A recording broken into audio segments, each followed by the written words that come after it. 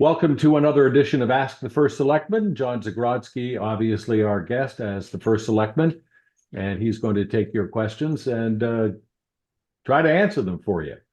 So our We'll first see. question, thanks. Our first question comes from Natalie, and she says, the Great Island surveys do not seem objective. In fact, beside the first survey, the second and third surveys are leading and don't actually offer options. The third survey appears to be pushing parking and events, but many of us indicated we don't want parking because it will disrupt the serenity of the island and the protection of a pair of eagles and other wildlife. Are there individuals pushing their own agenda in these surveys rather than listening to the public? John. So I would say a couple of things about our surveys. Keep in mind that this is the second survey that's been put out by the committee and by Reed Hildebrand. And what they found both in the previous survey as well as focus groups is that there are large numbers of people, in fact, who do want parking access on the island, particularly folks with limited mobility.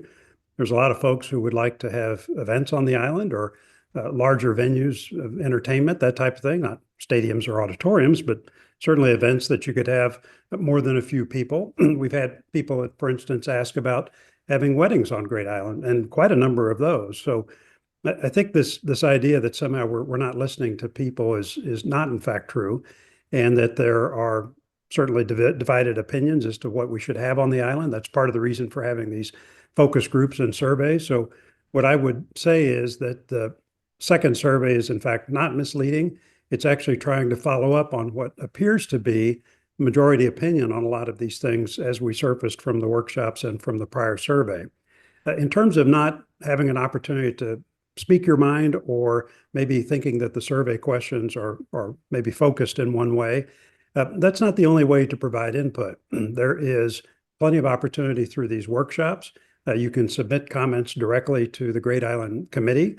You can send them directly to the committee. You can send them to me. I'd be happy to make sure they get forwarded and get the attention that they need. So in summary, I don't think the questions are misleading. They're following what we appear to see in terms of public preference for what folks want to have on the island and trying to get more precise about exactly what they want and what they don't want. And then if you feel like the survey questions are misleading or not in a direction that you want to go, there are lots of ways to provide input. We still have one more set of workshops that will be in May. So there's an opportunity to go then. And even when the master strategy plan comes out in July, there's still going to be chances to comment. So just make your voice heard. There are plenty of ways to do it, and don't hold back. So John, you mentioned the second survey. This is actually survey number 3, is it not? I apologize. You're right. It is survey number 3. That's correct. But still, my point is a valid one, which is each survey builds on the previous survey, which means that we're trying to get more precise and more focused on what appear to be preferences emerging from the prior 2 surveys. So thanks for that correction.